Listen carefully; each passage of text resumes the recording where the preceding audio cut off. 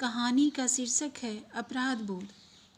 अपने मकान के दूसरे हिस्से में भारी हलचल देखकर अंजू हैरानी में पड़ गई थी कि इतने लोगों का आना जाना क्यों हो रहा है।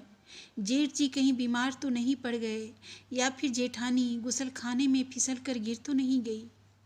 जेठानी की नौकरानी जैसे ही दरवाजे से बाहर निकली, अंजू ने इशारे से उसे अपनी तरफ बुला लिया।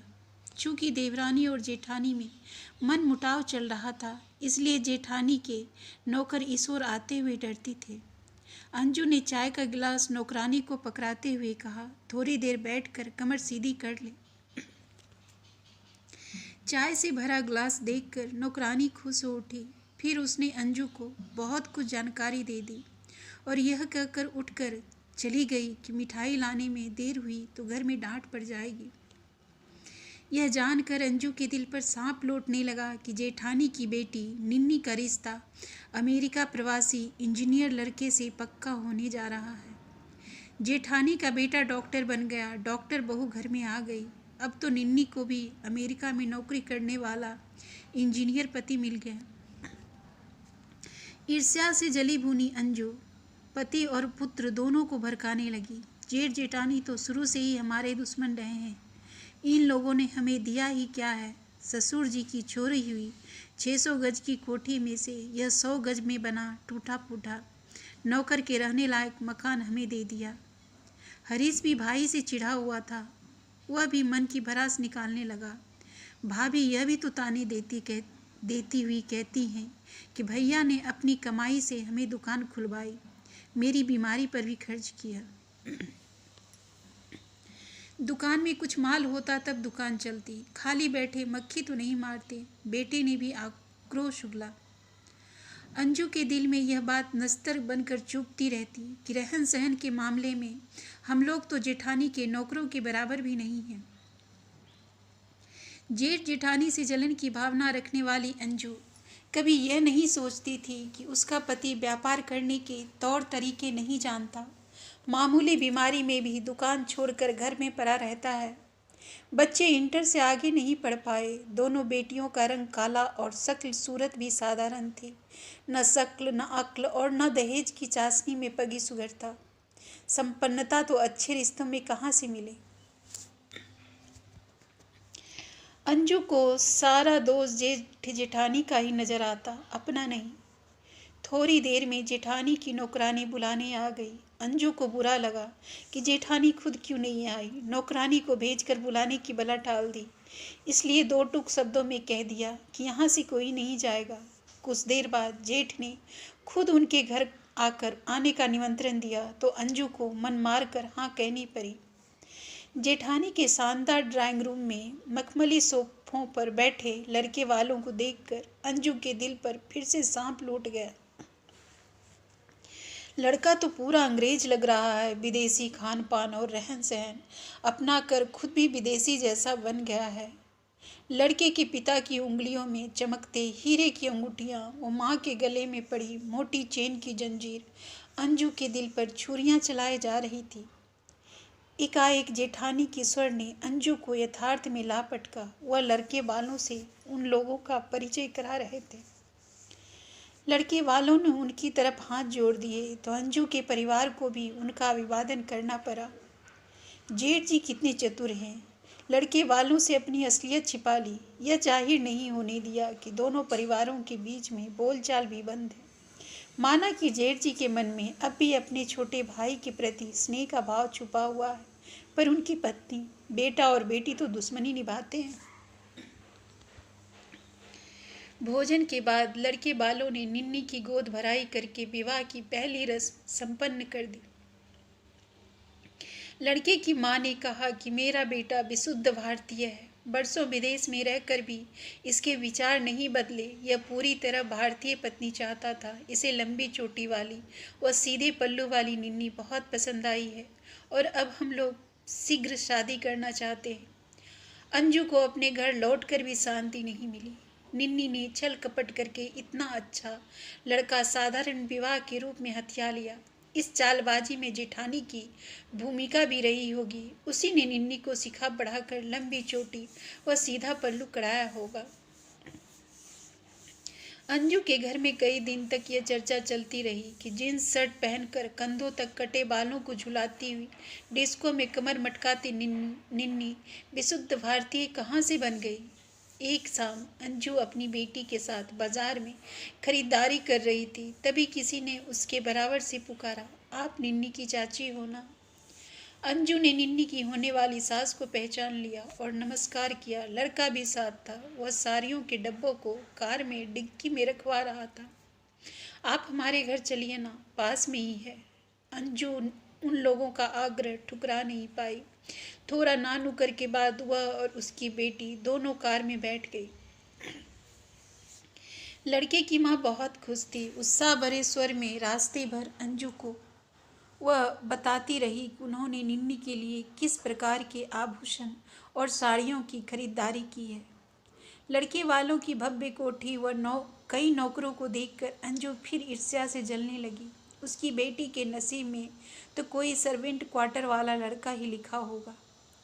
अंजू अपने मन के भाव को छिपा नहीं पाई। लड़के की माँ से अपनापन दिखाती हुई बोली, बहन जी, कभी कभी आंखों देखी बात भी झूठी पड़ जाती है।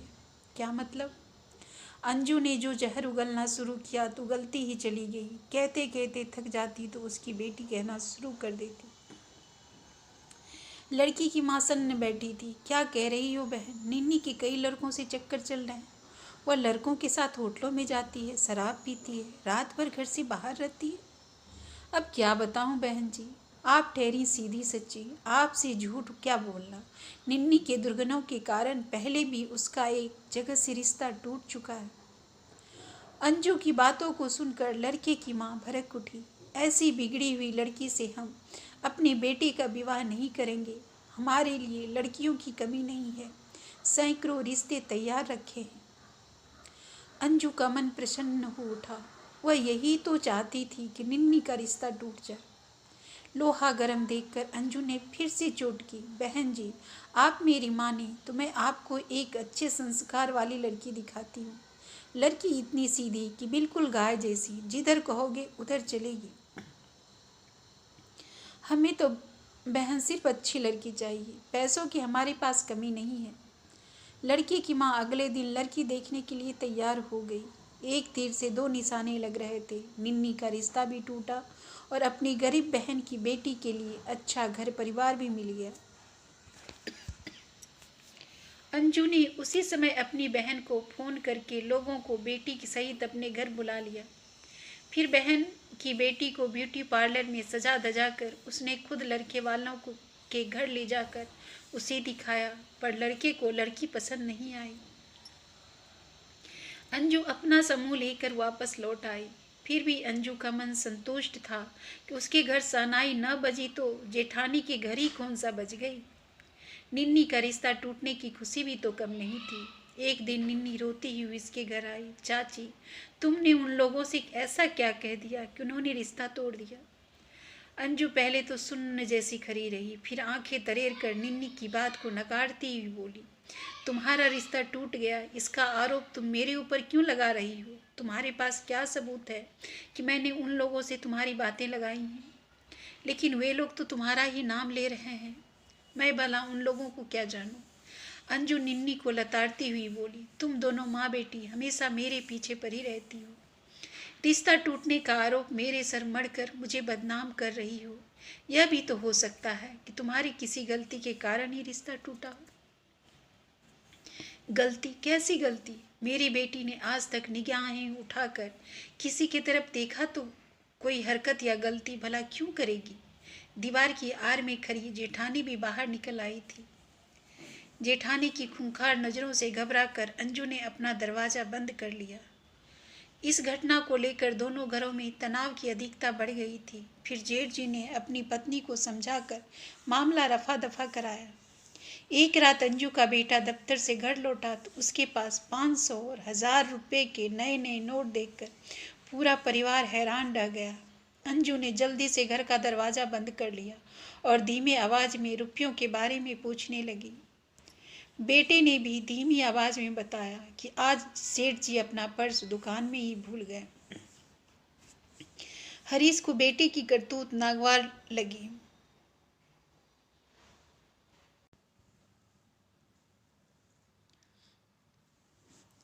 हरीश को बेटे की करतूत नागवार लगी।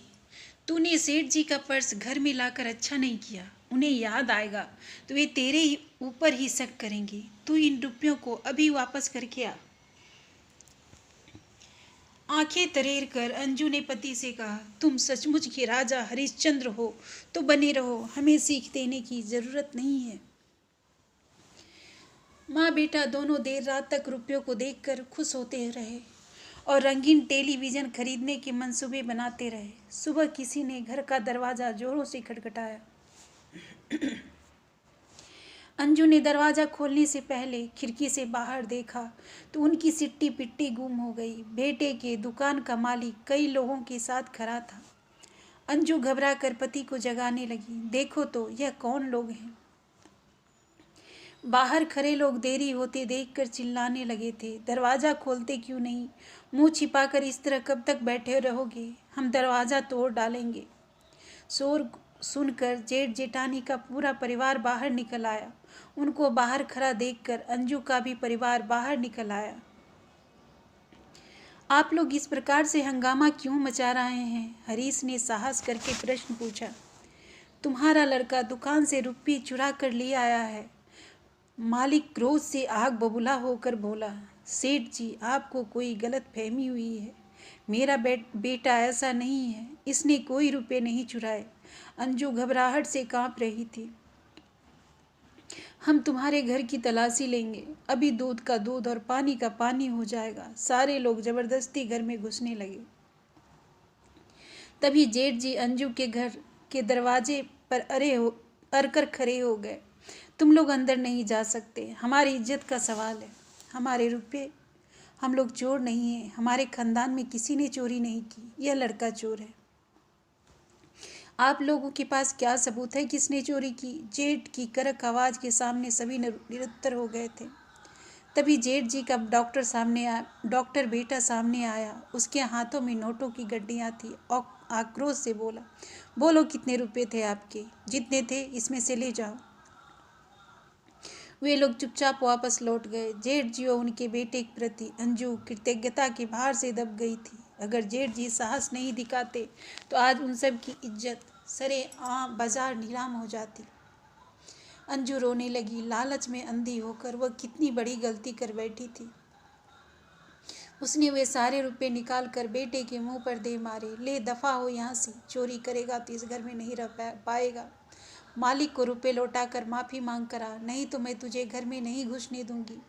फिर वह जेठ जेठानी के पैरों पर गिर कर बोली, आप लोगों ने आज हमारी इज्जत बचा ली। तुम लोगों की इज्जत हमारी इज्जत है। खून तो एक ही है। आपस में मनमुटाव होना अलग बात है, पर बाहर वाले आकर तुम्हें नीचा दिखाएं तो हम कैसे देख सकते हैं? जेठ जी ने कहा। अंजू शर्म से पानी पानी हो रही थी। जेठ जी के मन में अब भी उनके लोगों के प्रति अपनापन है और एक वह है, उसने जेठ जी के प्रति अपना कितना बड़ा अपराध कर डाला। उफ, क्या वह अपने आप को कभी माफ कर सकेगी? अंजू मन ही मन घुलती रहती। निन्नी का कुम्हलाया हुआ चेहरा उसे अंदर तक कचोटता रहता। निन्नी छोटी थी तो उसका आंचल थामे पूरे घर में घूमती फिरती। माँ से अधिक वह चाची से हिली मिली रहती। अपने बच्चे हो गए तब भी अंजू निन्नी को अपने गोद में बैठा कर खिलाती पिलाती रहती और अब ईर्ष्या की आग में जलकर उसने अपनी उसी प्यारी सी निन्नी की भावनाओं का गला घोंट दिया था।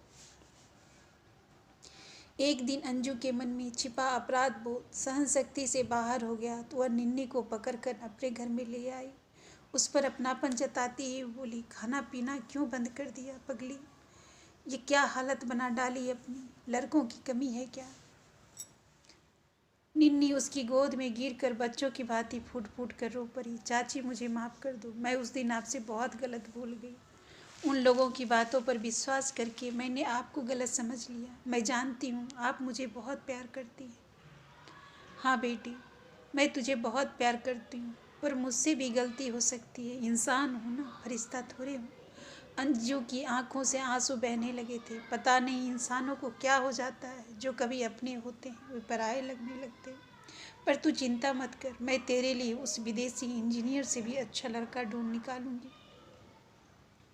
बस तू खुश रहा कर, वैसे ही जैसे बचपन में रहती थी। मैं तुझे अपने हाथों से दुल्हन बनाकर तैयार करूँगी, ससुराल भेजूँगी। मेरी अच्छी निन्नी, तू अब भी वही बचपन वाली गुड़िया लगती है। जेठानी छत पर खड़ी होकर देवरानी की बातें सुन रही थी। अंजू के शब्दों ने उसके अंदर जादू जैसा काम किया। नीचे उतरकर पति से बोली, झगड़ा तो हम बड़ों के बीच में चल रहा है, बच्चे क्यों क्यों पीसे? तुम अंजू के बेटे को कहीं अच्छी सी नौकरी लगवा दो।